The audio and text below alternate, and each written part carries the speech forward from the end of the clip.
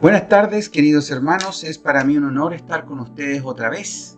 Esta es la clase número 2 de Proyecto Renacimiento, que es la formación del yo. ¿Cómo se formó el yo? ¿Cómo se formó el ego? Y esto es muy importante porque vamos a darnos cuenta de muchas cosas. Así que vamos a leer primero Salmo 51:5. Dice: He aquí, en maldad he sido formado y en pecado me concibió mi madre. Queda claro que desde la concepción misma estamos siendo formados incluso en la maldad.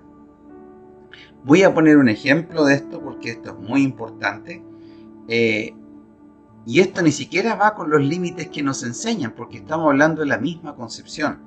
Pero para que se entienda, un hijo de padre alcohólico tiene 2 veces más posibilidades de ser alcohólico que un hijo de padre no alcohólico, sin que el hijo viva con el padre. Hay una transmisión, y esto básicamente se debe a algo que en el hombre bíblicamente se llama simiente de maldad. En 2 de Corintios capítulo 2 versículo 11 dice: para que Satanás no gane ventaja alguna sobre nosotros, pues no ignoramos sus maquinaciones, sus estrategias para destruirnos. Y cuando nosotros empezamos a descubrir cuáles son las estrategias de Satanás, entonces sabremos cómo combatirlo. ¿Cómo es que desde la concepción, desde el vientre de la madre, hemos sido formados en maldad? Y esto va a quedar sumamente claro. Estuve en una clase de medicina de la depresión durante el embarazo y ahí les voy a contar algo muy bonito. Pero la formación del yo es sumamente cambiante y desde pequeño, como les decía, un hijo de padre alcohólico tiene mucho más posibilidad de esto, de ser alcohólico. Simiente de maldad significa que viene del semen y eso lo transmite el hombre. Por lo tanto, el que transmite todo este problema sigue siendo el hombre. Para que ustedes vean este ejemplo más claro todavía, si uno ve de 100 delincuentes, la mayoría son hombres. De 100 lo que usted busque de malo, la mayoría son hombres, alcohólicos, drogadictos, nómbralo. Y esto tiene que ver porque el hombre tiene una tendencia, más que la mujer, claramente hacia el mal, y hacia la búsqueda de placeres, y hacia la búsqueda del poder, y hacia la búsqueda de la fama, tanto históricamente como en el presente. Si ustedes se fijan, también la mayoría de los políticos son hombres. Y también en la búsqueda del poder, la fama, de todas esas cosas que son dependientes netamente del ego. Ahora, la mujer es diferente porque precisamente la mujer es la que fue colocada como enemiga de la serpiente para poder combatir el mal. ¿Y cómo lo hace la mujer? A través del amor. Y básicamente, y aquí viene lo fuerte, y aquí es cuando uno se pone y se pregunta tantas cosas y la ciencia te lo demuestra, porque ya va más allá del pensamiento, incluso lo que específicamente la Biblia nos enseña es mucho más fuerte de lo que yo pensaba. En el embarazo, todo lo que ocurre en el embarazo, créanme, hasta lo que la madre prueba, los gustos, los sabores, el bebé los identifica. Tanto es así que después los mismos gustos de la madre en muchos casos se transmiten y el niño identifica el gusto que vivió en el vientre y después lo toma cuando tiene que comer. Entonces, si la mamá es malita para comer o tuvo muchas mañas, en ese caso el niño va a tener los mismos errores, por así decirlo. No sé si exactamente es un error, pero para que ustedes entiendan que lo mismo que hizo la madre se lleva después al niño. Y básicamente, con la aceptación o el rechazo del embarazo, la búsqueda del embarazo, en qué condiciones fue, si fue en las condiciones óptimas o no estaba el nido formado. La condición óptima es cuando se casan y tienen un nido formado para que ese niño llegue a un nido de amor. Pero cuando no son las condiciones óptimas, como se da muy frecuente hoy en día, el niño no llega a ese nido de amor, sino que llega a un montón de revoltijos que en el fondo han producido un daño psicológico a ese bebé, incluso antes de nacer. En este curso que les mencionaba, que me impactó profundamente porque era increíble, se trataba de la depresión y el embarazo. Y en este curso dejó súper claro que la tasa de prematurez es mucho mayor en las mujeres que tienen depresión durante el embarazo. También es la tasa de menor desarrollo psicomotor. Y esto significa que se demoran más en caminar, muchas cosas más. E incluso está asociada a un menor rendimiento escolar y a una inteligencia menor que la de un niño que tuvo un buen embarazo. Esto quiere decir que la depresión afecta al niño de todas las formas posibles. Y cuando pensábamos que esto ya se acabó, sale otro estudio donde dice que cuando la madre tuvo una depresión durante el embarazo, es más frecuente que los niños en la adolescencia hagan una depresión. Esto quiere decir que es tan potente el efecto que tiene durante el embarazo que afecta hasta en la adolescencia. Miren la distancia.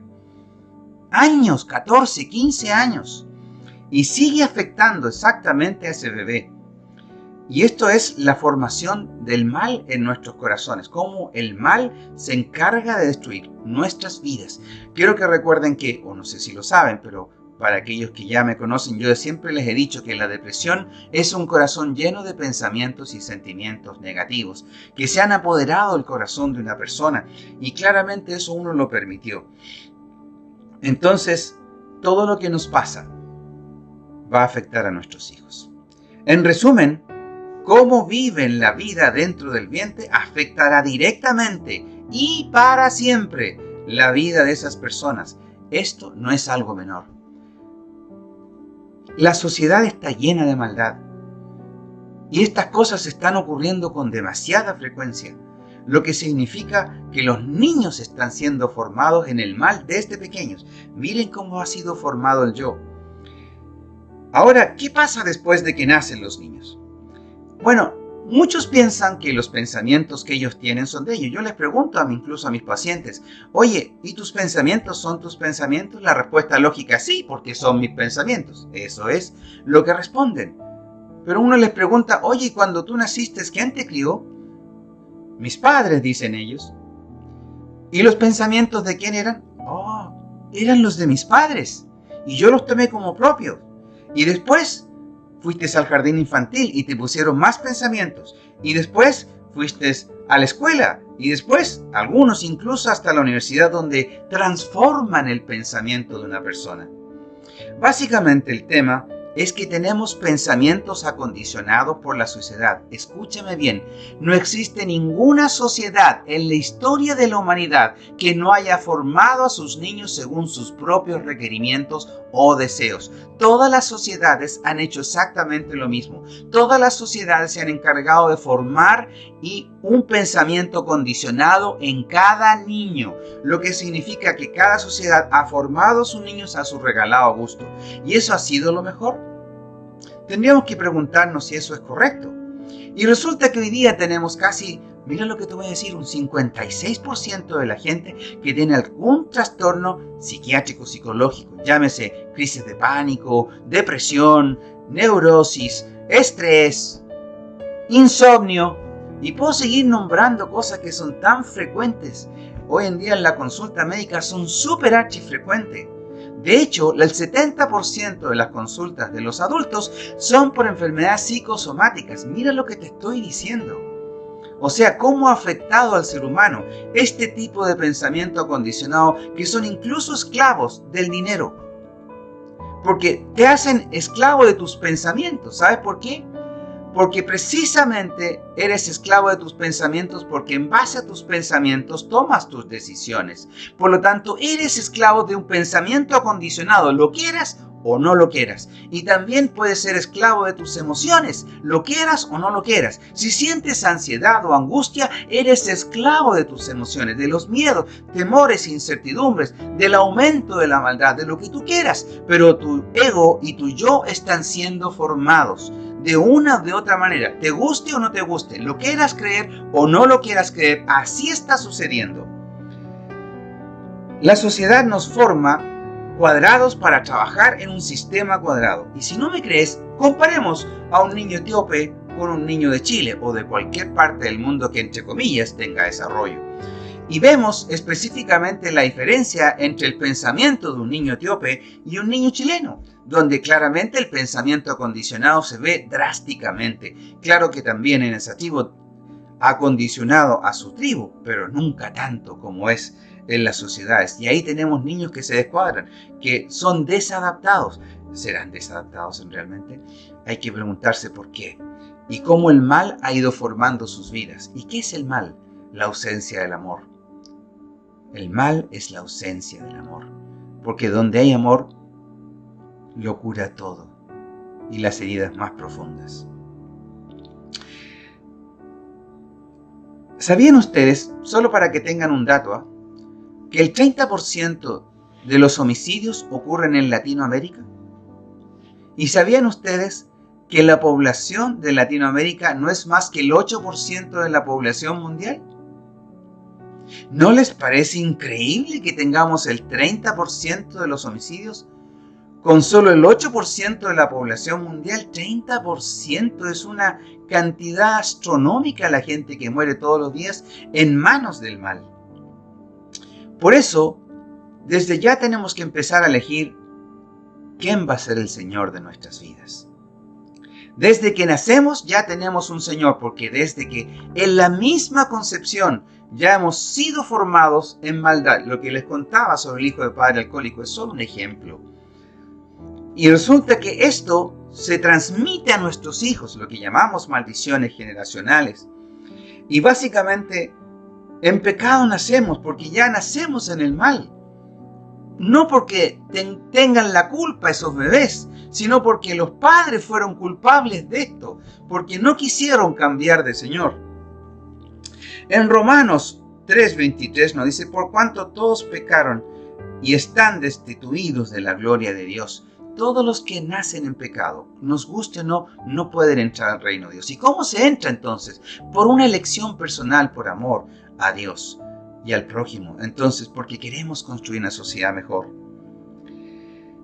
Y es esta la razón por la cual hemos nacido en pecado. Y por esto que el egoísmo se nota desde pequeño. No, es mío, yo, mío, mío. Y se nota desde pequeño. ¿Y saben cómo se nota tan claramente? Porque a un niño no tienes que enseñarle a hacer el mal, todo lo contrario. Tienes que corregirlo, decirle no, para que aprenda a hacer el bien y enseñarle lo que es bueno. Porque él nace haciendo lo mal y más encima cuando lo hace se esconde. Como que sabe, digamos, intrínsecamente que algo está mal. Y lo sabe. Porque el mal está dentro de nosotros. Pero como no hay conciencia de bien y mal a esta altura, no han elegido, pero cuando ya se tiene conciencia hay que elegir. Y aquí está la elección. En 1 Juan 3, del 8 al 11 dice: el que practica el pecado es del diablo, porque el diablo peca desde el principio. Para esto apareció el Hijo de Dios, para deshacer las obras del diablo. Todo aquel que es nacido de Dios no practica el pecado, porque la simiente de Dios permanece en él y no puede pecar, porque él es nacido de Dios. En esto se manifiestan los hijos de Dios y los hijos del diablo. Todo aquel que no nace, que no hace justicia y no ama a su hermano, no es de Dios. Porque este es el mensaje que habéis oído desde el principio, que nos amemos los unos a los otros. En esto conocerán que sois mis discípulos, en que os amáis los unos a los otros. El amor lo es todo. La edad de elección es cuando hay conciencia. Básicamente cuando hay conciencia. Y eso puede desarrollarse en distintas edades, en distintas personas. Pero generalmente ocurre entre los 8 a 10 años. Máximo 13. Quiero que se entiendan que la no elección de Cristo es por defecto haber elegido a Satanás como Señor de nuestras vidas, con resultados claramente eternos. Dios siempre está observando y lanzando sus brazos de amor para que te puedas arrepentir en cada decisión que tomas todos los días. Dios siempre te está estirando sus brazos para que puedas cambiar. La falta de amor, créanme, origina el mal en muchos corazones. La falta de amor, de hecho, una enseñanza rígida sin amor genera depresión en la etapa adulta. Es una estrategia de Satanás para truncar el amor, la fe y la humildad en esa persona. Hace crecer el ego. Sí, tú tienes que ser esto. Y la búsqueda de la fama. Sí, todos me adoran. Es la búsqueda de la oración, igual que a Dios, como le adoramos. Y del ego salen todas las trancas, porque cuanto más grande es el ego, más grandes son las heridas y más grandes son las trancas. Es increíble cómo Satanás destruye nuestras vidas a través de trancas. Ya lo veremos en las futuras clases. Veremos cómo cada herida produce una tranca hacia el futuro. Y podemos identificar esas trancas. Y podemos identificar qué tipo de herida se produjo. Y Satanás usa siempre las mismas estrategias. Solo le cambia las caras. No pienses que lo que te pasó a ti es único. Y es una estrategia específica para ti. No, es una estrategia que lo ha usado con todos. Solo que usa personas específicas para ti. Eso sí que hace el mal. Del ego nace el egoísmo. Y del egoísmo el individualismo, la ambición, la corrupción y absolutamente todo el mal. Pues la delincuencia es el grado máximo de ego, donde yo me amo tanto a mí mismo que no me interesa hacerle daño al prójimo. Y a través del ego es donde Satanás reproduce su carácter en nosotros. Cuanto más egocéntricos somos, más nos parecemos a Satanás. El mal se reproduce y destruye al hombre. ¿Tus pensamientos entonces son tus pensamientos o tus sentimientos, emociones? Los pensamientos son para esclavitud, porque el pensamiento es acondicionado y por eso que ese pensamiento está destruyendo el planeta. El ego y el bien mayor. El ego no existe en el bien mayor, porque el ego destruye el bien mayor. El ego es la causa del mal. El crecimiento del mal está directamente ligado al crecimiento del ego. El ego es egocéntrico y es el centro del universo. Cuanto más crece el ego, más sale Dios del corazón. El ego es el origen de la testarudez, del mal genio, los conflictos y el no perdón, de las trancas, de las fortalezas, los argumentos, de la rebeldía y de la violencia. Y todos ellos creen tener la razón. La estrategia de Dios, Juan 3:16, qué maravilloso. Porque de tal manera amó, porque Dios es amor, amó al mundo que ha dado a su Hijo unigénito para que todo aquel que en él cree no se pierda, mas tenga vida eterna. Y luego, ¿cómo es que lo hace Dios? Dios dice en Romanos 12:2, no os conforméis a este siglo, sino transformaos por medio de la renovación de vuestro entendimiento y pensamiento, para que comprobáis cuál sea la buena voluntad de Dios, agradable y perfecta. Esta es la solución de Dios. Llevando todo pensamiento cautivo a la obediencia a Dios. ¿Por qué? Porque esos pensamientos fueron acondicionados. Eres esclavo de tus pensamientos. Y si quieres salir de la esclavitud de una sociedad que está esclava del mal, debes salir, debes renovar tu mente para poder salir al camino que es Jesús. 1 Corintios 2:14 dice, pero el hombre natural no percibe las cosas que son del Espíritu de Dios, porque para él son locura y no las puede entender, porque se le han de discernir espiritualmente. La solución de Dios es para la salvación. En Mateo 16:24, Jesús le dijo a sus discípulos, si alguien quiere venir en pos de mí, niéguese a sí mismo, tome su cruz y sígame. La solución de Dios también es la autonegación. No es solo el perdón, no es solamente la sanidad de esas heridas que tienes en tu corazón, que es lo que Dios va a hacer en este proyecto, sino que también es la autonegación del ego, que es la que ha causado miles de muertes en la humanidad. En Filipenses 2:11 dice, y toda lengua confiese que Jesucristo es el Señor, para gloria de Dios Padre. Cuando tú confiesas con tu boca, estás cambiando tu pensamiento, estás cambiando de Señor. Y eso te permite nacer una nueva vida en el Espíritu. Mateos 13:13 dice, vosotros me llamáis Maestro y Señor, y decís, porque bien lo soy. Y Juan 14:6 dice, Jesús dijo, yo soy el camino, la verdad y la vida, y nadie viene al Padre si no es por mí. Claramente, Dios es la solución. Claramente Jesús es el camino para llegar al Padre y el Espíritu Santo te va a perfeccionar. Pero para eso necesitamos sacar todas las heridas de tu corazón, que es lo que Jesucristo va a hacer, porque Él te vino a ser libre y te va a ayudar a la autonegación, el Espíritu Santo, para que ya no vivo yo, sino que Cristo vive en mí. Te invito a la formación de una nueva sociedad de mejor calidad, buscando el bien mayor por sobre el bien individual, una sociedad sin el mal. Te invito a formar parte del ejército de Cristo. Dios les bendiga. Amén.